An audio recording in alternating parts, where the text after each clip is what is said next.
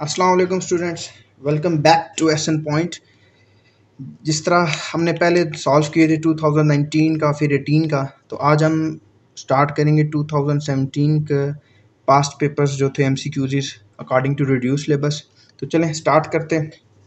Number 1 से start करते हैं। लिखा हुआ है the electric field intensity due to an infinite sheet of charge.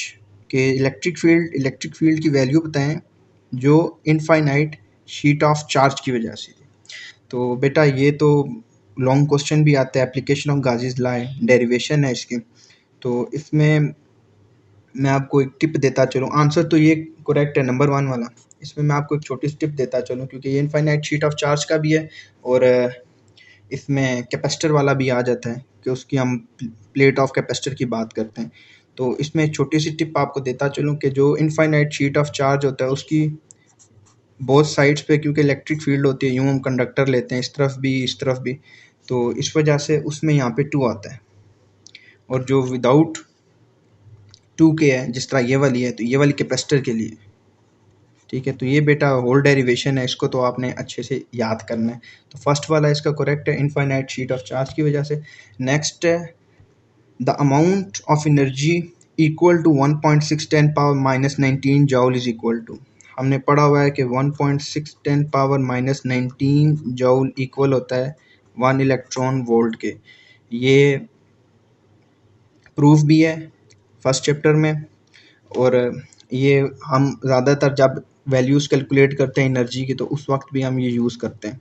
तो यहाँ पे ये 1 इलेक्ट्रॉन वोल्ट के इक्वल है। तो देखते हैं, ये लिखा हुआ है फर्स्ट वाला 1 वोल्ट, 1 मिलीवाट, 1 इलेक्ट्रॉन वोल्ट और 1 मेगा इलेक्ट्रॉन वोल्ट। तो ये हम सी को करेक्ट करेंगे, ये 1 मेगा इलेक्ट्रॉन 1 इलेक्ट्रॉन वोल्ट है।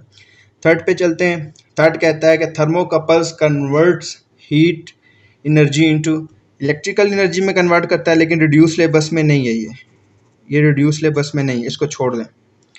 फोर्थ वन है, कहता है if the number of turns becomes double, अगर नंबर ऑफ टर्न्स क्या हो जाती हैं, डबल हो जाता है, यानी कि n प्राइम मेरा 2n है, डबल हो गया, but length is remain same, l prime is equal to l, same है।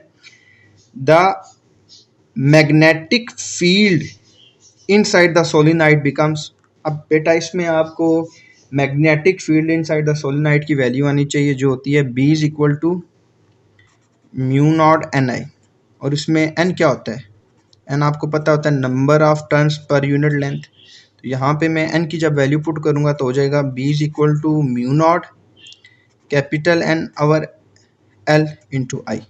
अब देखें n उसने क्या बोला है, डबल हो गया, ये देखें लिखा हुआ है the turns become double but the length remain same. तो n की जगह यहाँ पे मैं जब 2n पुट करूँगा, n की जगह क्या पुट करूँगा, n प्राइम मेरा क्या होगा 2n होगा, तो यहाँ पे b प्राइम मेरा क्या आ जाएगा, इनके जो न्यू मैग्नेटिक फील्ड होगी वो क्या आएगी, वो आएगी mu naught 2n over l into I. 2 को मैं बाहर कॉमन लूँगा तो ये हो जाएगा म्यू नॉट n आई ओवर l। तो देखें ये सारा b के इक्वल नहीं है, ये जो हमने अभी ये लिखा हुआ है मैंने, तो यहाँ से यहाँ पे b लिखूँगा और b प्राइम जो न्यू आई है वो किसके इक्वल आ गई है, 2 टाइम्स b। तो मतलब अगर हम नंबर ऑफ टर्न्स को डबल कर रहे हैं तो नंबर ऑफ टर्न्स की वजह से मैग्नेटिक फील्ड भी जो होगी सोलिनॉइड के अंदर वो भी डबल हो जाएगी। तो ये हमारा डबल वाला ठीक हो गया। नेक्स्ट है, ये रिपीट हो चुके हैं, ये नंबर 5 ये तीसरी बार आ रहा है, 19 में भी आया, 18 में भी है और अब 17 में भी है। The SI unit of P is tesla which is equal to, के मैग्नेटिक फील्ड जो होती है, मैग्नेटिक फील्ड इंटेंसिटी, इसकी यूनिट टेस्ला होती है, और एक टेस्ला बताएं किसके इक्वल है। तो बेटा इसके लिए सिंपल है, छोटा सा काम आप करें, फोर्स जो मैग्नेटिक फोर्स हम का फार्मूला है जो हम कंडक्टर के पर इस्तेमाल करते हैं कि हमने पढ़ा हुआ है F is equal to I L B sine theta. मैं साथ साइन थीटा नहीं लिख रहा क्योंकि हमने यहाँ पे यूनिट की बात करनी है। तो यहाँ से आई एल इधर मल्टीप्लाई और इधर जाके डिवाइड हो जाएगा, तो आएगा B is equal to F over I L. अब फोर्स किस में होती है, न्यूटन में, करंट एम्पेयर में और लेंथ मीटर में। तो इसको अगर मैं सही करके लिखूं तो मैं लिख सकता हूं जो बी की यूनिट है वो क्या बनती है, न्यूटन ए एम ऊपर जाएंगे तो इन्वर्स हो जाएंगे, पर एम्पेयर पर मीटर। तो बेटा देखें, और यही इक्वल होता है एक 1 टेस्ला के। तो इसमें अब आप देखें तो यहाँ पे आपको जो फर्स्ट ऑप्शन है वो ये मिल रहा है कि न्यूटन पर एम्पेयर स्क्वायर पर मीटर स्क्वायर, ये भी ये नहीं है, हमें ये चाहिए। बी वाला उसमें भी ए का स्क्वायर है, ये भी गलत हो गया।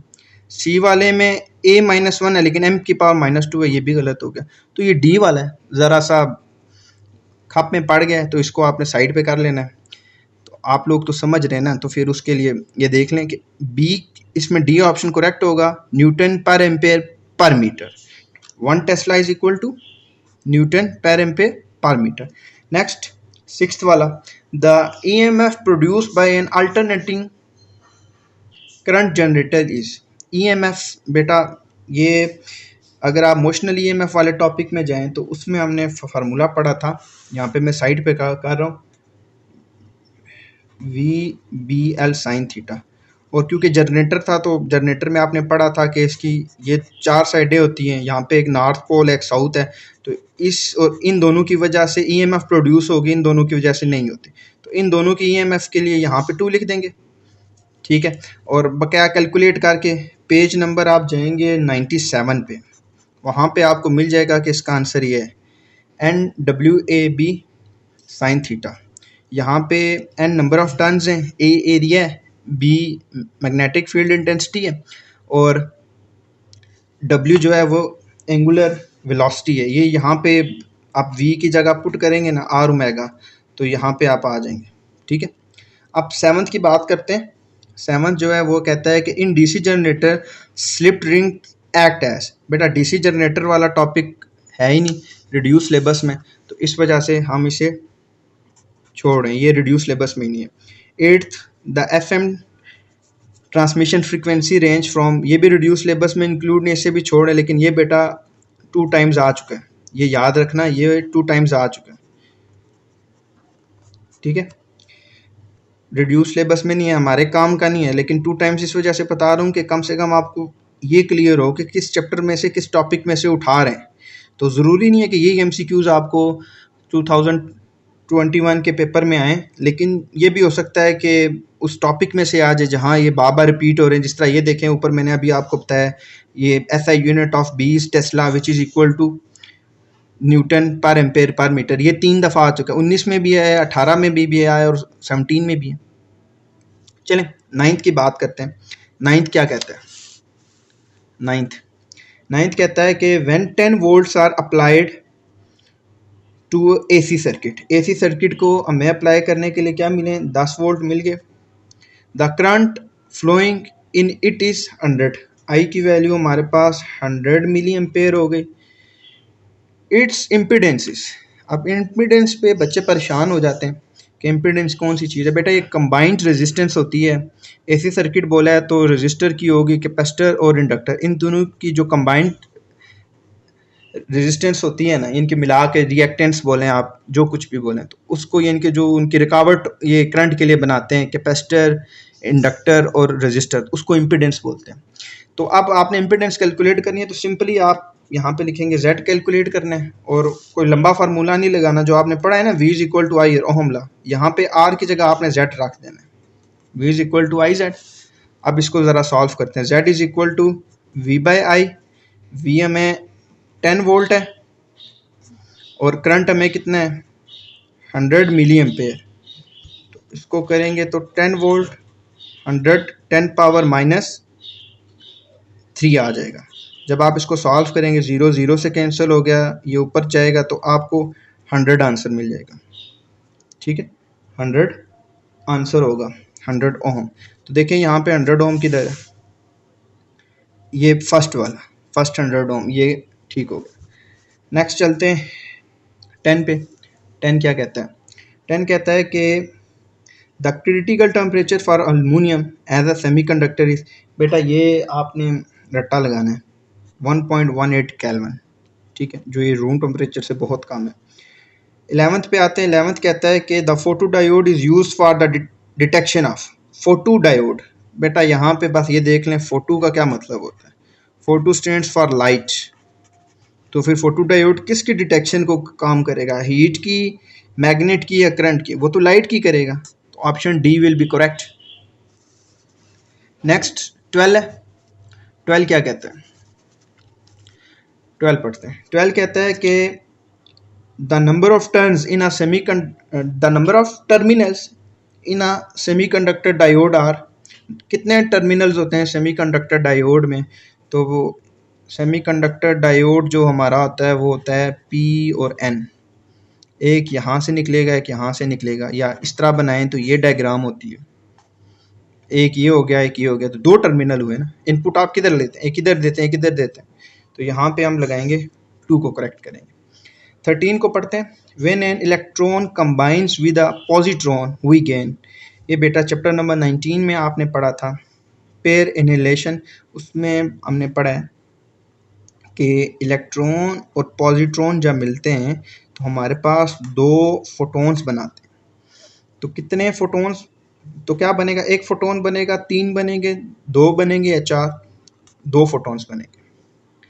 नेक्स्ट 14, ये बेटा सेकंड टाइम आ रहा है। द कंपन shift in wavelength will be maximum when the angle of scattering is. कंपन शिफ्ट का हम फार्मूला लिखते हैं, ये 19 में भी यही था, पहले नंबर पे आया हुआ था। वो होता है H/m0c² 1 - cos थीटा। उधर भी मैंने आपको यही बात बोली थी, इधर भी मैं ये वही बात करूँगा कि यहाँ पे हमने ये नहीं देखना कि ये कब 0 हो गए, नहीं। हमने यहाँ पे ये नहीं देखना कि ये कब 1 होगा, क्योंकि हमने अक्सर पढ़ा हुआ है जी कि cos थीटा मैक्सिमम जब भी हम लेते हैं तो वो 1 पे होता है। हमने ये देखना है कि ये चीज़ कब मैक्सिमम होगी, मतलब ये वाला फैक्टर कब ख़त्म होगा। तो cos आपको पता है जब हम 90 डिग्री इंसर्ट करते हैं तो वो क्या होता है, cos 90 0। तो यहाँ पे जब मैं 0 पुट करूँगा तो ये मेरा आ जाएगा H/m0c² 1 - 0। तो 1 - 0 1 बचा, 1 इसके साथ मल्टीप्लाई होगा तो क्या आ जाएगा H/m0c², और यही हमारे पास मैक्सिमम वेवलेंथ आ जाएगी कॉम्पटन शिफ्ट की। तो यहाँ पे क्या कहता है, किस एंगल पे हम बात करेंगे? The Compton shift in wavelength. ये देखें वेवलेंथ की आई ना, डेल लैम्डा आई मैक्स आ जाएगी। क्यों आ जाएगी मैक्स? क्योंकि कॉज वाला ये फैक्टर तो उड़ चुका है। तो कितने पे उड़ा है? 90 डिग्री पे। तो हम यहाँ पे इंसर्ट करेंगे 90 के 90 डिग्री पे हमें मैक्सिमम वेवलेंथ मिलेगी। नेक्स्ट 15 है, ये रिड्यूस सिलेबस में इंक्लूड ही नहीं है, इस वजह से इसको नहीं करते। 16 पे बात करेंगे, कहता है कि which of the following is similar two electron. Electron के साथ कौन सा सिमिलर है? सिमिलर, एक जैसा। इलेक्ट्रॉन की पहले देखते हैं ना, इलेक्ट्रॉन के पास होता क्या है? इलेक्ट्रॉन के पास नेगेटिव चार्ज होता है, ये नेगेटिवली चार्ज्ड पार्टिकल होता है। प्रोटॉन पॉजिटिव होता है, इस वजह से ये नहीं होगा। न्यूट्रॉन न्यूट्रल होता है, ये भी नहीं होगा। अब बात रह गई अल्फा पार्टिकल की और बीटा। तो बेटा अल्फा पार्टिकल की मैं बात करूं तो ये हीलियम न्यूक्लाइड होते हैं, हीलियम का न्यूक्लियस होता है, मतलब इसके पास 2 प्रोटॉन और 2 न्यूट्रॉन होते हैं, मतलब इसके ऊपर भी पॉजिटिव चार्ज है, इस वजह से ये भी नहीं होगा।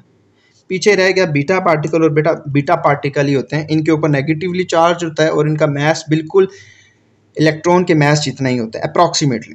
इस वजह से हम बीटा पार्टिकल को ज़्यादातर इलेक्ट्रॉन के सिमिलर ले लेते हैं। 17 है लास्ट वन, कहता है कि